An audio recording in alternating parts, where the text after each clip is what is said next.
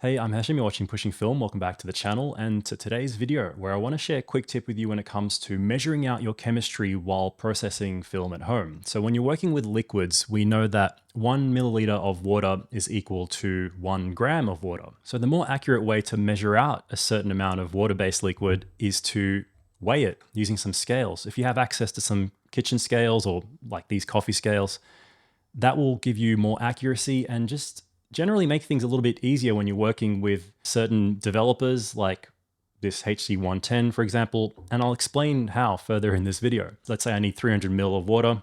I measure out 300 grams. If I was relying on the markings on measuring jugs like this or some of the film-specific ones like that, these aren't always too accurate, and there's variability in between them, which I've tested and found that 400 ml in this is different to 400 ml in that one. The other thing is that reading these things can be quite difficult, especially when you're trying to figure out a measurement in between the markings, or if you're trying to read an amount at one of the hole markings. It's tricky to really figure out the exact amount. You're also meant to measure from something called the meniscus, because the liquid in there can stick to the size of the container. You measure from the bottom of the meniscus, which it's hard to really gauge that sometimes. And it's just going to be more accurate weighing it, because thankfully for the metric system, 1 milliliter of water is equal to 1 gram at 4 degrees Celsius. So I know what you're thinking. What if it's not 4 degrees Celsius? Well, even at 20 degrees Celsius, it's still 0.998 something, which is generally going to be way more accurate than the vast majority of measuring containers. Maybe if you're working with lab grade graduates that are calibrated, sure, that's going to be more accurate. But again, just measuring it out on some scales, if you're working with water-based liquids, is going to be easier. So what if you're developing some film and working with something that isn't water-based? It's more dense than water. Okay, you look up the specific gravity of that liquid. So something like Kodak HC110 is quite syrupy and sticky. It's more dense than water. So 1 milliliter of that is not equal to 1 gram.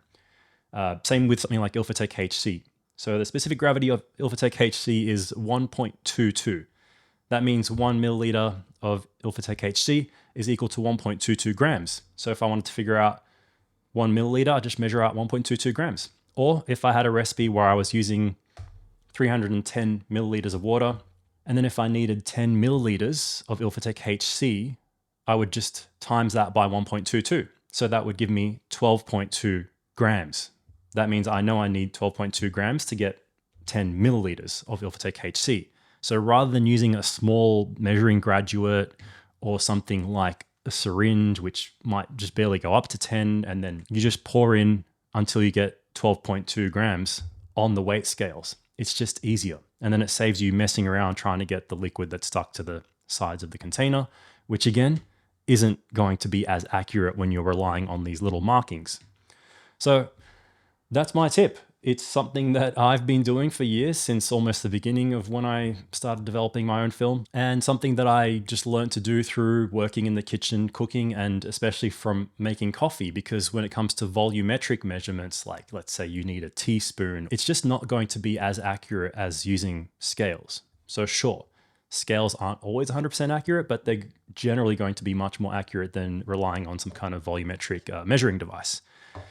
And you don't even need fancy scales like these coffee ones that I have here. This is the Akaya that I use because I do pour over coffee and whatnot, but you can just get some cheap, simple kitchen scales like this here.